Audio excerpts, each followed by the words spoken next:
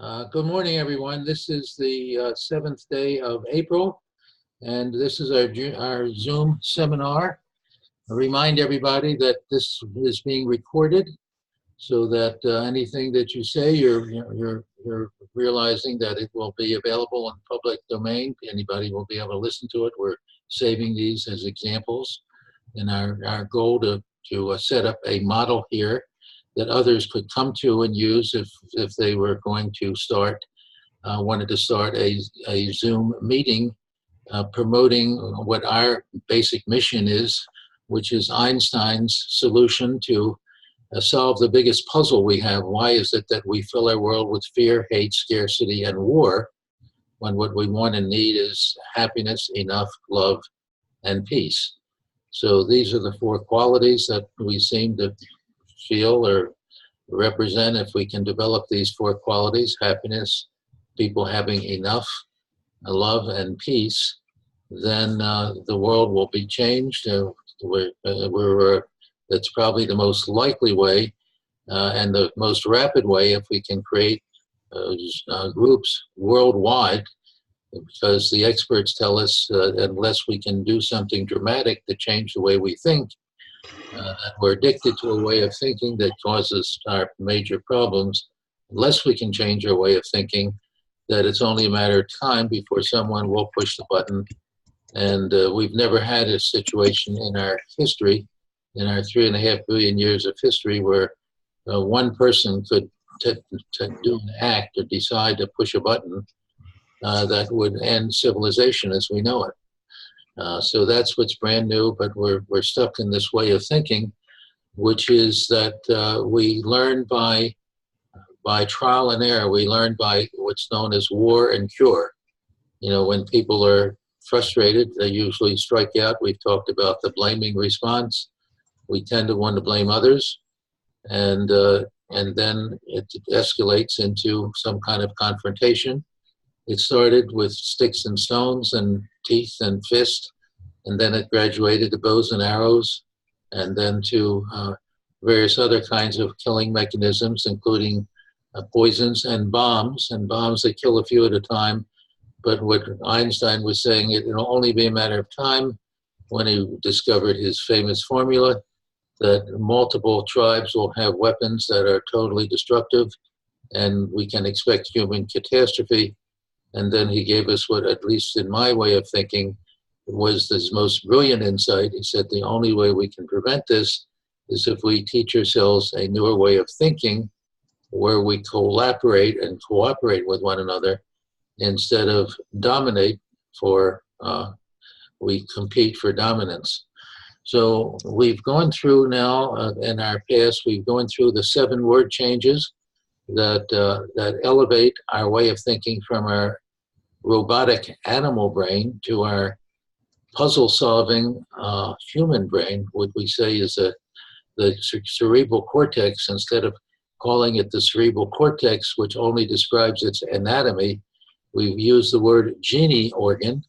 So we need to elevate our center of intention from our animal brain, which is a relatively robotic, automatic connecting system that tells us what we should do to survive, the so-called fight or flight response, that if we use these 7 word switches, we elevate the center of our attention to our puzzle-solving freedom organ, or Genie organ. And so that's one of the critical things that we're involved in doing. So what we've also described now is that if we teach ourselves a couple of very powerful love creation skills, we can elevate our way of thinking from our usual or inherited way of loving. And these were the 4 qualities we mentioned, the 4 qualities of love. We first started out with was egotistical love. If you recall, historically, we said 3.5 billion years ago, when we started our universe, our Earth area, and then sometime later we developed the first cell that divided by mitosis. We created an identical self, and then we developed egotistical love, which was perfectly appropriate when we divided into identical cells. And then as we became more sophisticated, we became families. We had offspring that were not identical. And we developed a new kind of love, familial love or parental love. And then the next stage, when we became families of families, we became more populated. We developed tribes. And then we developed tribal love. And we noticed that if we looked in our environment, practically every species is tribal. We're born, we have to be part of a tribe, whether you're a particular kind of fish or wolf or eagle or whatever, you belong to your tribe. The black ants travel with the black ants and they fight the red ants and vice versa. So that's been the next stage in evolution. It's our story that we have gone from egotistical love, we've added parental love, then we've added tribal love, and now we've evolved to a state in our evolution where we have developed something brand new, which makes us different from every other species. We said we've developed language. Just 50,000 years ago, we developed language, and language gave us the ability to create stories. So before, for 3.5 billion years, basically, there were no stories. There were things that happened, but there were no one to tell stories. We didn't have words, so there was no record, there were no stories. It was only 50,000 years ago that we developed language, and language enabled us to develop stories in our mind. We developed imagination. We could create stories because we could take our pictures, our static pictures, and put them together and make motion pictures. So the development of motion pictures is what we call thinking, enables us to create stories, and then we created our first stories. And if you think about it, recall around that time, we created some rather primitive stories. We began worshiping trees, we began doing all kinds of ideas about gods and who was powerful and so on. We developed various kinds of superstitions. We decided that, for example, if you perhaps eat the blood of other people, that's the way you get strong.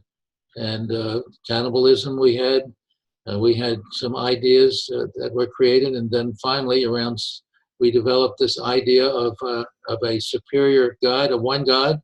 For a long time there were multiple gods. There are many areas where we still have multiple gods. And then came along Abraham and he said there's one God. And then we began to think in that terms. And then we developed our tribalism. So we had popes about from 1,000 to about 1,200 for a couple hundred years that decided that if you went across the sea and killed people on the other side of the sea, you could be given indulgences, and then your life and your hereafter would be totally wonderful. But if you didn't do the right thing, then you would be punished. And so we've had a lot of fundamentalist ideas about that certain people are right and other people are wrong. And then we've moved along. We had an individual by the name of Anselm who actually discovered probably the most popular argument for the existence of God. He decided that there was something called the ontological argument. And that's an important event in our philosophic history. Anselm said that for every event, there was a cause. And for every cause, there was an event before that. And if we went back for the cause before that cause, we would eventually get to the first cause, or the uncaused cause. So he basically said, we can determine there was a powerful first cause because the world is an orderly place and every effect has a cause, and that was the ontological argument.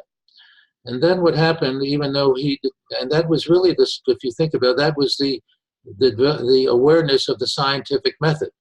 For every event, there's a cause. So he recognized the scientific method, and it became known.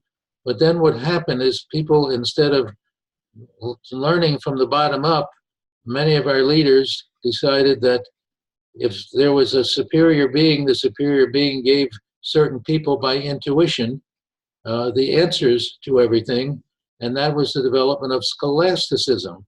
So basically the church then at that time, they sainted Anselm, And instead of using the ontological argument, they developed scholasticism, which said we have certain people have been given by intuition the word of God, and now we have a top-down way, and that was the introduction of the Dark Ages.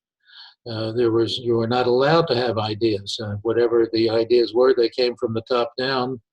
And so we went into the Dark Ages until around 300 years ago, we discovered again the scientific method. We began to put it into effect. And then 150 years ago, we had a very interesting event when Darwin and a group of other scientists said that we're not 6,000 years old, which was the original popular view of the Bible. We're not just 6,000 years old. We're billions of years old, and we are not just static human beings. We are dynamic, humane becomings. That is, we are in the process of developing. The idea of evolution was introduced. That's just 150 years old. And of course, most of the world rejected evolution. If you remember the Scopes trial, where we punish people for teaching the idea in schools and so on, most people, I think, are not familiar with the new story. So the new story is that, and this was the brilliance of Einstein, the new story is that we now are not just human beings, we're humane becomings. We're in the process of developing spirituality, or we're in the process of developing morality. We're in the process of developing a higher form of love, which is unconditional love. So here we've come to this point. Our story is that we've started out with narcissistic love, then we added family love, we've added now tribal love, and we're at a point in our evolution that we have the choice of continuing to be involved as what's good for me and my family and my tribe, or we can develop a newer way of thinking. So what's the basic bottom line of all of this is that in order to change, we need new words or new vocabulary, because what words do is they allow us to tell accurate stories. And if we have an accurate story of our history, of our past, we have the ability to predict the future. If we can accurately predict the future, we can realize our state of mind, and we can take some action to prevent what has been true in the past. That usually male leaders, whether it's Hitler or any of the other male leaders, have always created a system which is what's good for me and my family and my tribe. There's been a series of wars, and the wars have ended in a winner and a loser, and we think in terms of win, lose, right, wrong, good, bad. And until we develop a newer way of thinking, that we will continue to have wars. That's our prediction. That's Einstein's prediction. And the next war will be fatal, because it will be over in 10 minutes. And we can pretty much, we understand the state of the world, see that it's only a matter of time that any one person, we live in a world where a single person can initiate this event. There's never been anything like this. And that's why Einstein said, the only hope we have is if we can teach ourselves a newer way of thinking that's different than the way we've been thinking from the time we started processing language 50,000 years ago. But the wonderful thing is that if we have the right words, the right language, we can solve problems in our mind. We can make mistakes when we work things through mentally, see that we're not getting to where we want in the future, and then we can take action that leads to wisdom instead of simply knowledge. So by trial and error from the time we've had life, we've learned by trial and error, and we've developed knowledge, but we have not developed wisdom. Wisdom is that which leads to a successful or positive outcome, whereas knowledge allows us simply to create power. Knowledge is power, but not wisdom. With knowledge, we can create things that benefit us, or we can create things that kill us. But with wisdom, we realize that there's a way that we can survive together. And I'm going to introduce some words that I think came from Barbara Marx Hubbard, that instead of having a capitalistic democracy is is governance of, by, and for the people. Those were the brilliant words of our forefathers, that we govern by, of, by, and for the people. But if instead of having a capitalistic democracy, which is a win-lose situation like monopoly, where certain people have all the money and other people then are the losers. So we have a world where we have 2% or so of the people who have most of the money, and many people are starving, and that's the history of our wars. The haves versus the have-nots has been the history of wars. So Barbara Marx Hubbard introduced a new kind of democracy. She said, what we really need is not capitalistic democracy, but we need to have what would be called synergistic democracy.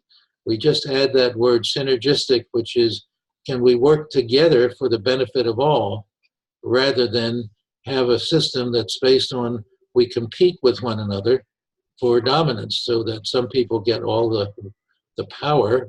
And today power is designated as money, as money is power today. So we worship money, but we have not necessarily used it wisely.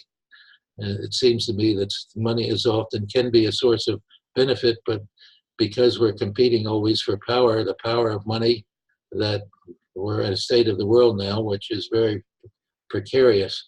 So that's basically the idea. Do we have this opportunity to change ourselves?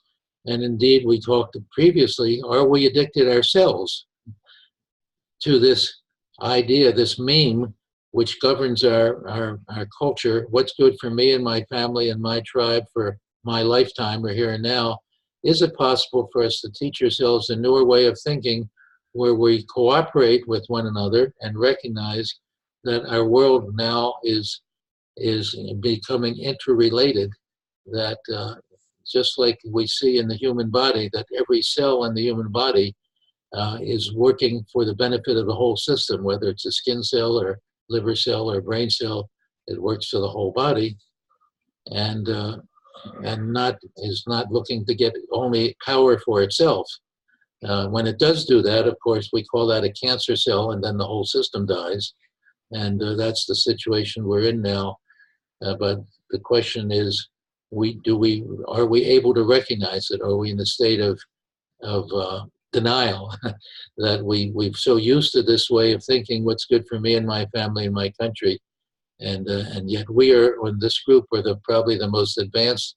And I personally think we are the hope on the members of this group and others like us. But not that we're just alone, but we're probably among the 1 or 2 or 3% of individuals who really have the most likelihood of offering something in the way of new education or learning to the majority of the population who is born pre-wired with all the old ways of thinking, what's good for me, my family, my tribe, and are not really geared to think in terms of what's good for the whole system. So I'll stop here. I know it's basically it's a summary of our past. The idea is, until we identify who we are and accurately develop a history, we will not be able to predict the future. We'll have lots of false ideas, which we've been running on right along. We have a lot of false ideas now. So you take it away at this point, and I surrender the talking stick to you all. I'm sure you're eager to get a hold of it.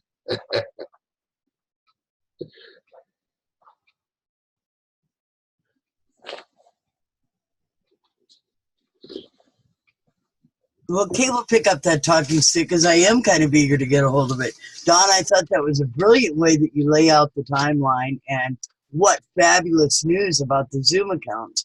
And, well, Bob had asked me about, this, and I know Bob has worked with Barbara Marx Hubbard in the past, and I've been telling him about Don for a while.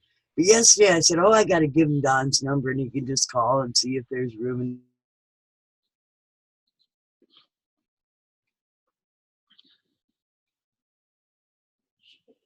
I think we have a weak signal here,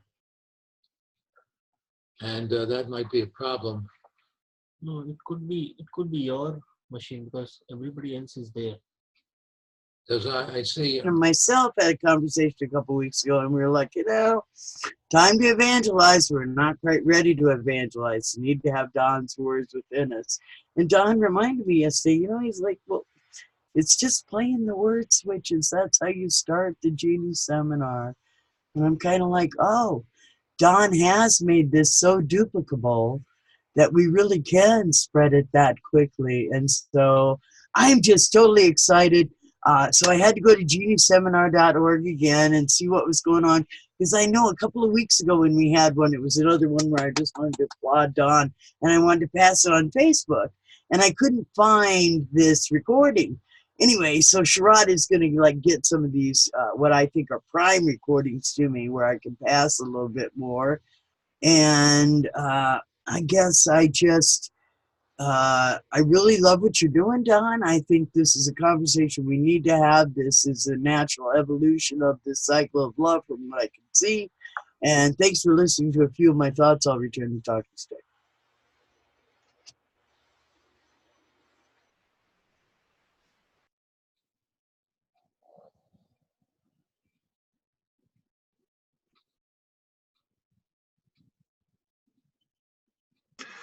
I'll add something I think I've mentioned before, but I think exploring. Dad, you make the analogy of cells all working together for the whole, and then you make a reference to cancer where cells are not working for the whole, and that kills the host. I think in both of those examples, I'm not aware of any belief or evidence that cells have some intention of what they're doing in terms of trying to make it better for the system or make it better for the tumor or the cancer. And I think to the degree that that's a framework that we try to build on, I think it might translate to an undertaking that we as individuals follow, that the things that we do maybe shouldn't necessarily be based on having the intent that it's better for the whole. If we really believe that cells and ants, do this not because of intent, but because that's what they do, then there's it may inform kind of this undertaking of how we get people to do things that collectively result in a better outcome for the whole, but aren't so that the whole does well. And this kind of gets back to, I think, some of what I think Abhi and I brought up about, how good are we at species of, deferring our own success to that of the whole. And it also gets back to my favorite movie, The Karate Kid, of the wax on and wax off, where what he's doing, he doesn't, as he's practicing waxing his master's car, he's not thinking he's learning how to defend himself in karate. He's doing something that at the moment, serves him and serves his interests. So just thought that might be worth exploring again, or that's of interest to me anyway. So a long time ago, I was fortunate to meet this Swami back in, not my wife Swami, the actual Swami, back in India. I was probably 10 or 12 years old, and it was a long lecture, but one of the things that she said is still stuck with me. She said, why, she asked us in the audience, why are human beings erect and animals are like this? So animals, most of the animals they are like this. Horizontal. So, yeah, horizontal. While humans are vertical. Now we all tried to give some answers, but finally what she said is, the entire purpose of an animal's brain is to take care of its stomach and sexual needs. But what God has done is make the humans erect, because the brain is at the top, and that is what you keep on bringing, the cerebral cortex. So our brain is above our needs to feed ourselves and our sexual needs, so that it can do something more and something bigger. And what Don is, I think, what is trying to bring and teach us here is that we can the brain itself has the ability to retrain itself and bring a newer way of thinking and evolve itself in a much shorter span of time than the evolution has taken. And that is what is going to save humanity and us, all of us, from our own other things that this brain has created. Mm-hmm. Mm-hmm. I Pacey, to your point, and to Sharat's too. I think they're both, what Don said and what the Swami said, I think are really good analogies of what we need to aspire to as humans, right? I don't think in this context we need to, be 100% accurate in how the story, in how, it's an analogy. It's a way, it's for what, it's aspirational. It's for what we need to think about as the next level that we want to get to. I don't think we need to somehow prove that cancer has a motive, right? I don't think we need to do that. I think what the analogy is just to show when it's a selfish aspiration, it could destroy the entire organism. And what we need to do is go ahead. You're going to argue. I'm going to go ahead. No, I'm not going to argue, but I think that I agree it's an analogy and it doesn't have to fit, but to the degree that the analogy is used to inform us that our individual intent, the success of this is, I don't think, is and cannot be based on our individual intent to save the world. I think, as we've talked about and Abhi's brought up, I don't think that we're that philanthropic beings. I think that I agree, if we all behave in a certain way, we can have a great outcome and save ourselves and save the world. But I think if we, based on this analogy, if we pick a strategy that relies on individuals' good intent to save the world and to defer their own immediate well-being or satisfaction or evolution, I think that that's sending us down a road that's not going to allow us to accomplish what we're trying to. I think if we were a more evolved being and we're trying to become that, then we might be able to save the world based on everybody's intent to save the world. But I don't think that we're such a being yet. I think the trick to this is to change thinking and change behavior such that people are rewarded in the moment, and that's what has us doing this. Not directly. I think we're more evolved than mice who are looking for a pellet. But I think to tell someone who's sick or starving or their basic needs aren't met, that they need to behave or see the world in a certain way so that the world gets saved, I think that's not realistic. I think people have, we have to get to a place of having some of the basic needs. It's only when our basic needs are met that we can think on some kind of a higher plane of saving the world. So it sounds like you want us to, this is not a disagreement, and I think I've mentioned this before. We have to address you and Abhi. And I think this is a good, in the way you guys think. We have to, because I think a large percentage of the world, have those thoughts. It may be just a matter of leaning into the selfishness and somehow bring it full circle, in that being more evolved is to your betterment, and here's how, and just show the benefits of why adopting a new way of thinking is going to benefit both of you personally. I agree with that. I think that's I think the appeal to, better, that, everybody desires to have something good for everybody, isn't motivational or isn't sufficient.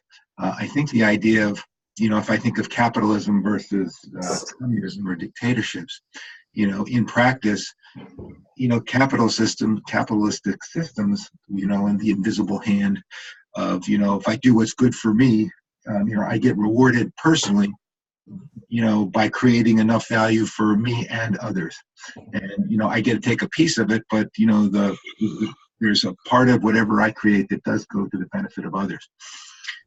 Versus somebody saying, well, what the best way to allocate resources is what, I as the dictator or the head of the, the command economy says. There's just not a lot of evidence to suggest that those command economies are successful. If I think of the Cold War that went out, I think we've run it because, the being selfish and looking at it for ourselves in a manner that helps others is just a more productive model that will replicate itself in the world. Whereas one that says you should do it, for the good of everybody, it just does not grow. In the human condition that we live in. I think part of this answer is, I think that at a nature, human nature is that, given a choice between just doing for you or helping others, I think there is an instinctive desire to help others or to do something that's not just for your own good, that there is something good that comes to you at an individual personal level because you've helped somebody else versus just stepped on somebody else. And I think leveraging that element of human nature, is a way to propel this kind of thing forward. I think it just so happens as a twist of nature that, given a choice, most people would rather, help somebody up rather than just step on them.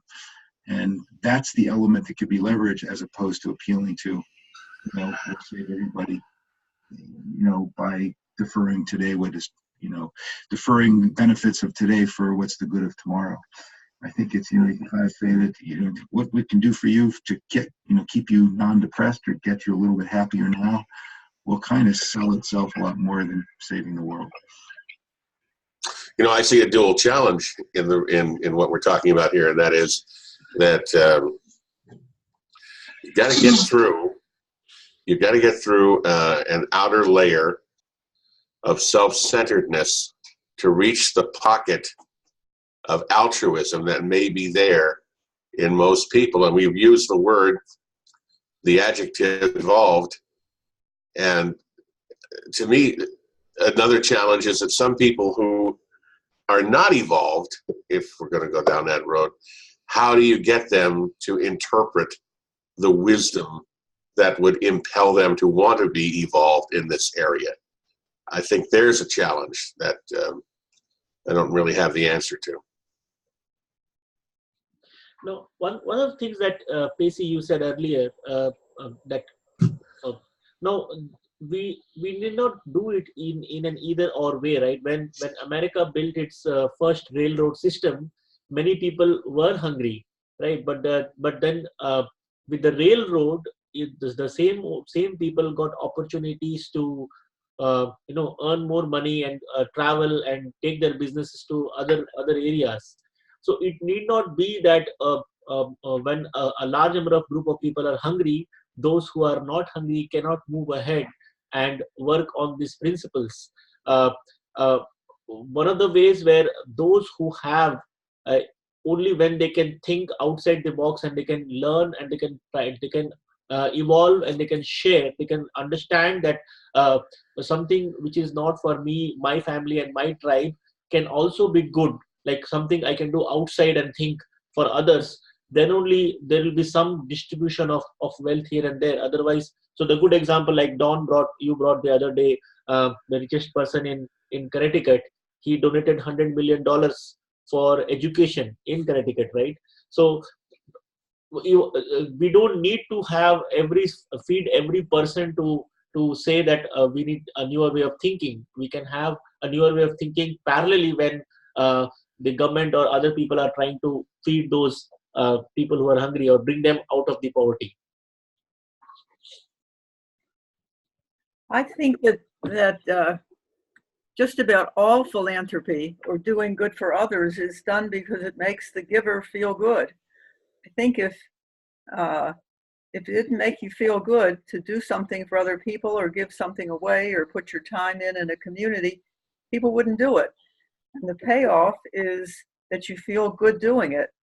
And I think most people do get good feelings for doing from others. They get appreciation from others. Sometimes they don't. Sometimes you do something and you might do it anonymously, or the person may say, you didn't give me enough, or something like that. But you have to sort of create that payoff of feeling good about doing something. And I think that's the only reason philanthropy exists, is because it's if you want to look at a behavioristic approach, you don't do things that you don't get a payoff, and the payoff is beyond yourself. I agree, Mom. I think, and I think it takes me back to something that Josephine and Sharat said. I think we get into a bind if we label our thinking as evolved and people who may think differently or think short-term or selfishly as non-evolved. I think really we're all evolved to the same place. I don't think we're any more insightful or evolved than anyone else. I think that, and I think it would be a barrier to spreading this word if there's the implication that there's a hierarchy here, that we're trying to move people up a hierarchy. But from a philanthropic, what you mentioned, I think about the word switches like, either or and both and. I think if the spin, not the spin, but the presentation gets back to, it's not that this may or may not help world peace, but boy, it's going to help you. If you learn, if we each learn to subscribe more to the both end, we find we feel better. We put ourselves in a bind less often, where there's a right and wrong or good and bad. And I think it may be spin, but I think that it's that kind of thing. Say, well, if you get away from either or thinking that's going to prevent nuclear catastrophe, well, that's a hard sell.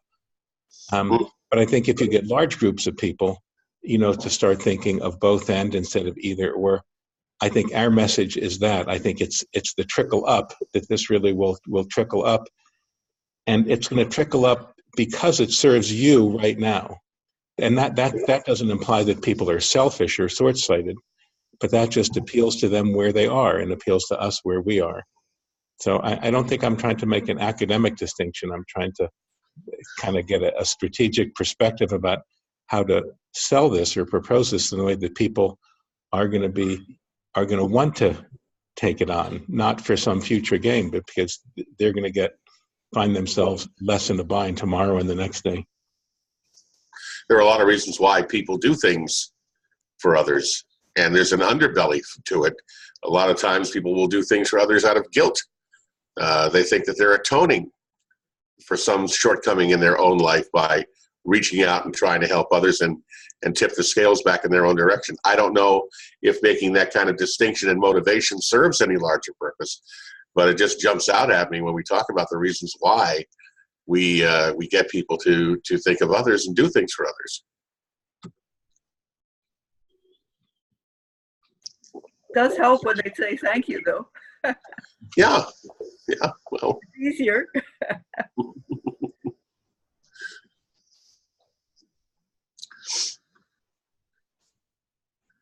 Kate's going to pick up that feather another minute here to say that I think, well, when I look at my own motivation, and I think that once agreed that it can't be people that are hurting or hungry or whatever. We have to have some Maslow. It has to be people that have kind of been ready to think outside the box. But I think once you hear the wisdom of Don, and you start, and you kind of like hear this new golden rule that when I do love myself with the abundance that overflows to enrich the world, that kind of brings the reason to want to. God, I can only see myself. I got to switch it to there I can see you. And, I got to tell you, I went back to, after speaking to Don yesterday, I went back to the Genie page again, and the newest little blurb from Brad, I love your delivery, and you just got this voice. Another 10 minutes that comes from Don, it was a newer one that I had not heard. And I just found it so compelling. And I think, what is my motivation? Well, it's because I know it's going to be a better world for me in the end if we can all adopt, if we can use our resources in different ways. I don't know, I may have said this once before, but I remember reading in the early 90s that if we took all the dollars that were spent for arms trade worldwide, and this was 30 years ago almost, enough to feed, clothe, house, and provide utilities and health care for everybody on the planet. And there was like 6 or 7 billion then. I know there's 9 billion now.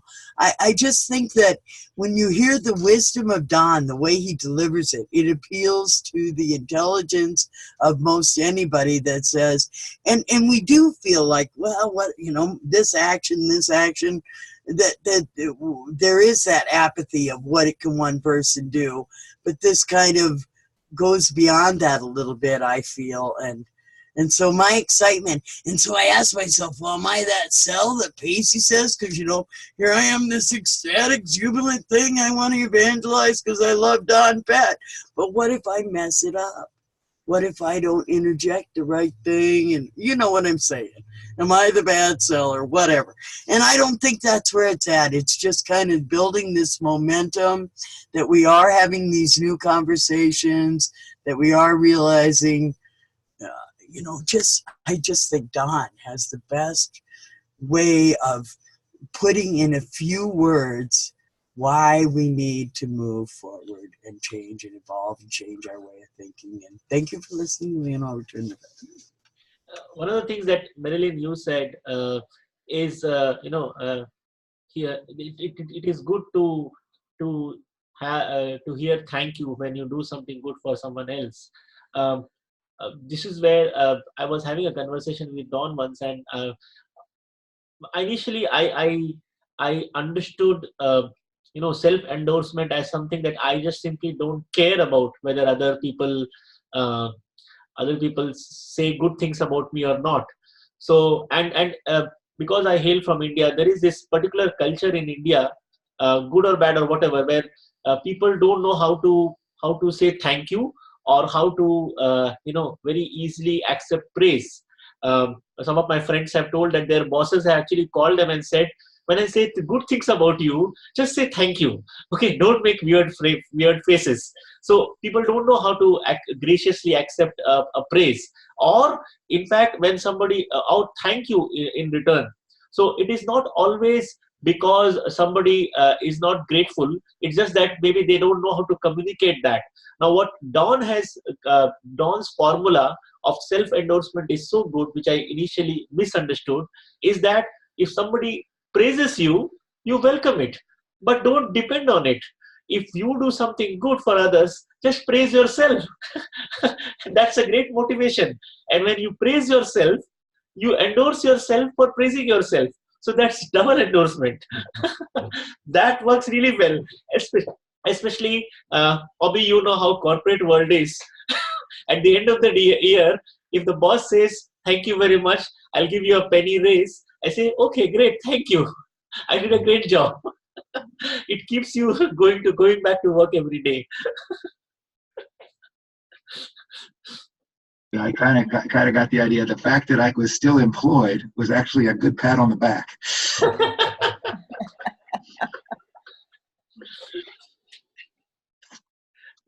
It covers for the kick on the butt, right?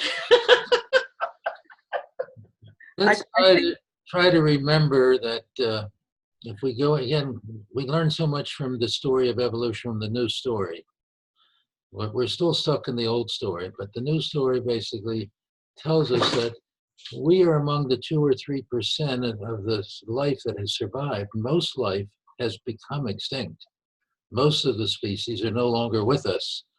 And the message is that we're headed the same way unless we do something different. Now, what is it that we can do that's different than other species that's unique to us? What's unique to us is that other species have the ability to learn. They can be conditioned. That is, whatever the outside world does, whatever instinct or tradition gives to people, they learn. This is called conditioning.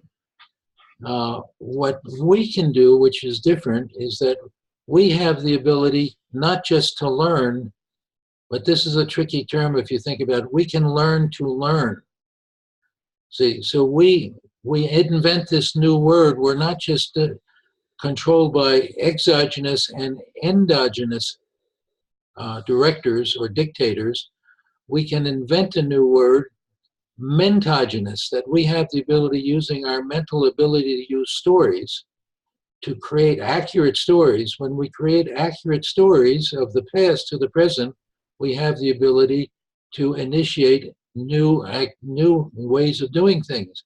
So we create computers. We can create automobiles and airplanes. We can also create bombs. So we have the ability to learn, and with the scientific method lately, we've learned so rapidly. We're getting so much new knowledge, and knowledge, as we said earlier, can be used for constructive or destructive purposes. And our animals have used them for tribal means. We've evolved to the point of tribal thinking. What's good for me and my family and my tribe? Now the issue is we are becoming interconnected. Can we learn to say what's good for my tribe and your tribe, where we say, can we work together and use our energy for our mutual purpose, instead of, we no longer have to compete to dominate and win or lose. The animal brain could only think in terms of win or lose without language. And when we finally developed language, what was the language we developed? We developed a language that was satisfying our animal brain.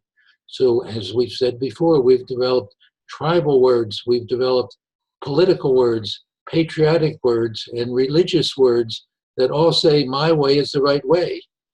And unless we can develop a new language, until we develop these words like word switch and a word like word switch, which isn't in our language, and trigger word, or a word like endogenous, or a word like or synergistic democracy instead of capitalistic democracy, or words like unconditional love. You know, most religions preach unconditional love, but if you think about it, they teach tribal love. Most of the religions said, my religion is the right way and yours doesn't count. Have your head cut off if you don't believe the way I think, unless you convert to my way of thinking. The same thing with our flag. Every national anthem basically celebrates its victories in wars, of win-lose confrontations. And it's that way of thinking, you see, that we're so stuck in. So I go back to the idea that we've got to switch from what we've been, an either or way of thinking, to a both and way of thinking. Yes, I agree with you, Abby and Pacey, what you're saying. We are stuck in this way of thinking. I want what's good for me right here and now. I want happiness, I want love, and I want enough. That doesn't exclude now that we've gone to the next level. We've gone beyond egotistical, tribal, and parental love, and tribal love. Now it's up to us, because we can learn to introduce unconditional love, but that's very difficult. Some people say the only person who really ever practiced unconditional love was Jesus. You know, that's really unconditional love. That may be an exaggeration, but the question is, no one can emulate that, but maybe we can. Maybe we can develop that stage where we develop this concern for others, that is where we give our energy, direct our energy for the benefit of the whole system, rather than just for our tribal system. So these are just my comments, and others maybe want to make some closing comments here. We started late, so we're going to add a little more time here. I just want to say about Jesus, the whole point of Jesus dying was because no one could emulate him. Right? So we need to keep that in mind. I was going to say, yeah, it's not the best example in the world, because he was trying to do essentially what we're doing, and it didn't work out too well for him. Katie mentioned that this peace movement, taking all the money and putting it into good works rather than, we'd have a different world, but the world that we have might be ruled by Germans, and we might not be here. There's a both and, I think, has to apply.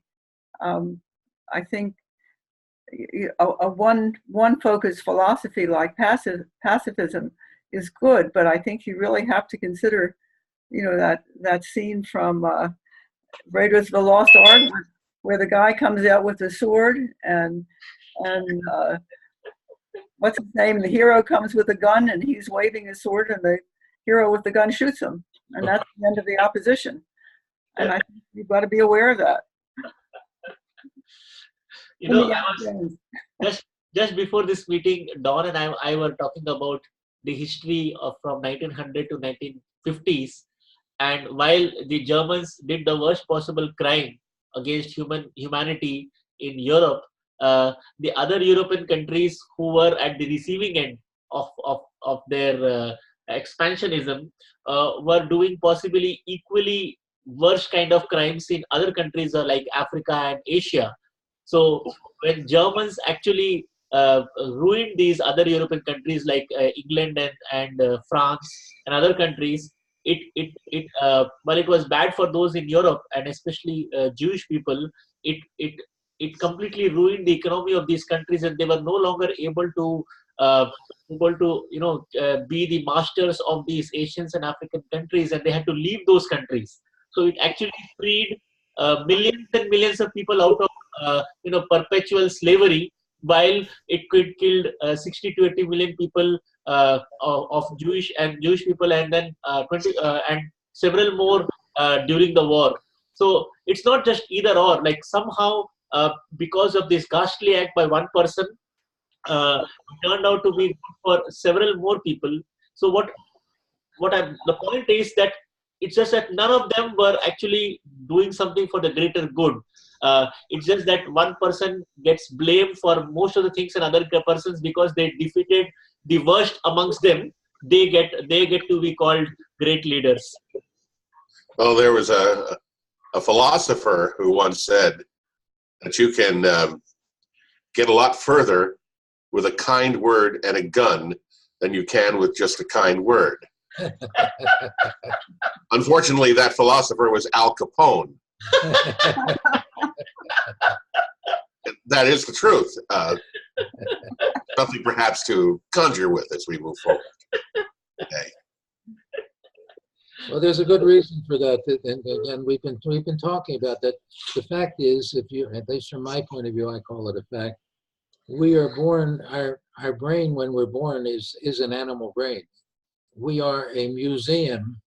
Our brain is a museum of all that worked in the past.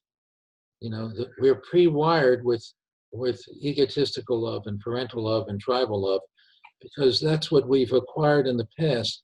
But those ways are not able to anticipate and deal with the future unless we can recognize the accurate story. So we are born high-level animals, and it is our nature to be fight or flight creatures. And when we're frustrated, we want to be dominant. And especially, as we've talked about, and this gets a little more complicated, when the sexes were divided from being bisexual, when males were given muscles and females, the feminine energy was given nurturance. So males have basically dominated the world in many ways, using their muscle, their power. And unfortunately, we've taken females, we've covered them with cloth, and we've sewed up their labia and removed their clitoris and so on in the most primitive situations. But we've taken advantage, males have pretty much taken advantage of their power. But we do need to come back to this idea that we need to restore the balance. We need to add the love and happiness to just the idea of power. And the answer to that is in wisdom. And that's what we're missing here. This is Bob here now, and there is one word, I believe, that we need to get into in the way we live on this planet, and that one word is oneness. We are all from the same Creator. We are all related, and what we do for others, we will benefit from ourselves. So thank you. That is my opinion.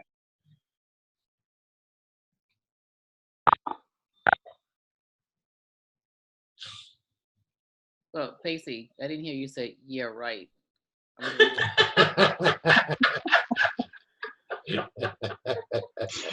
It's too near the end of the meeting. I'm not going to bite.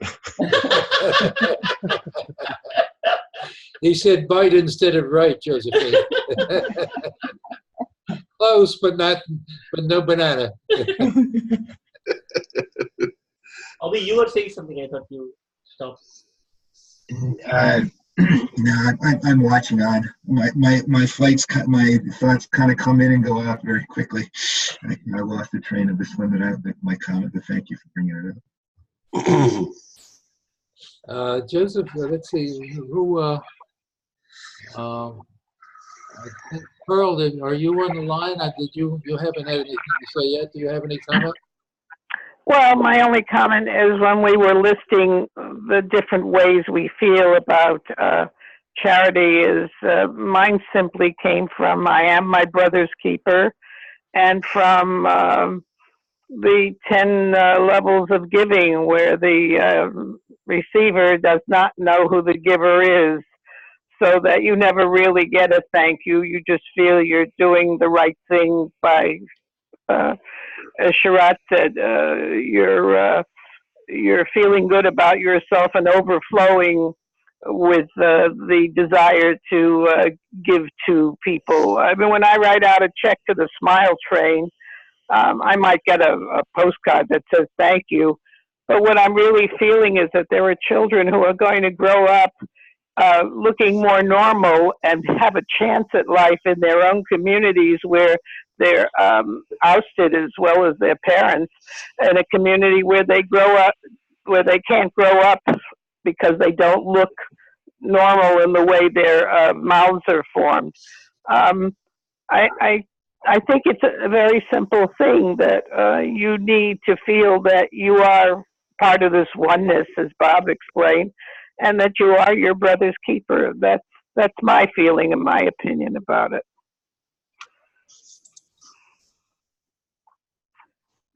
I do have my 2 cents is that it's because you feel good about these things that will allow movements like this to persist. I mean, it's at that local level that, the human condition is that, the human consciousness, I hope it is that you feel better about yourself if you do something better for somebody than if you just try to cut them off. And it's at that level where these kinds of movements can move forward and progress moves forward. I think there's reasons when highly dictatorial autocratic companies aren't really that successful any longer.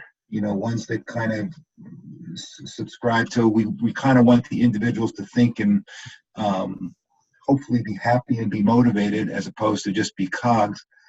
Those companies do better than ones that are just told this is how you have to do it and shut up and just keep stamping out those parts. The same way that kind of production systems, they tend to propel forward, and the ones that don't aren't trying to bring in individual intelligence or keeping people somewhat engaged, they don't do as well. And it's sort of the genetic algorithm to a certain extent. If it did so happen that autocratic systems always work better than ones where people were engaged, that's kind of that is the human condition, and that's kind of how we would be organized, maybe more like ants, but we're not. So I think the progress forward is to sort of recognize that there is this sort of innate, ant-like behavior that humans have, and leverage what that innate behavior is, even though I'm not convinced it's because everybody wants to see everybody do well. I think your brother tends to want to see your brother do a little bit better, or your neighbor do a little bit better than just see him do poorly. And given a way of organizing systems such that you accentuate that, you can move forward. That's kind of at the level that I see progress occurring. Any other last comments, please?